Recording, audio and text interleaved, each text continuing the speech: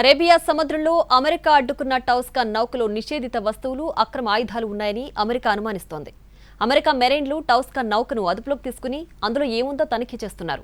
America blockade ఆంక్షలను ఉల్లంఘిస్తూ Iran port వైపు ప్రయాణిస్తున్న టౌస్కాన్ నౌకను America marines seize చేశారు. అమెరికా యుద్ధ నౌక ట్రిపోలి నుంచి వెళ్లిన మెరైన్స్ స్పెషల్ ఆపరేషన్ చేపట్టి నౌకను స్వాధీనం చేసుకున్నారు. ఆ నౌకలో ఇరాన్కు ఏం సరఫరా అవుతుందో గుర్తించే పనిలో నిమగ్నమయ్యారు.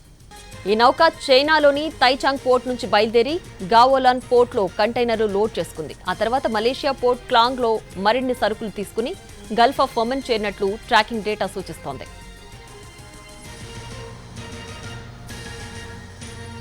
నౌకలో లభించిన వస్తువుల వివరాలను అమెరికా అధికారికంగా వెల్లడించలేదు. ఇంకా తనిఖీలు కొనసాగుతున్నాయని చెబుతోంది. భద్రతా వర్గాల సమాచారం ప్రకారం ఈ నౌకలో సైనిక అవసరాలకు కూడా ఉపయోగపడే డ్యూయల్ యూజ్ వస్తువులు ఉన్నాయని తెలుస్తోంది. మెటల్స్, పైపులు, ఎలక్ట్రానిక్ భాగాలు వంటి సరుకులు ఇందులో ఉండొచ్చని అమెరికా అనుమానం వ్యక్తం చేస్తుంది.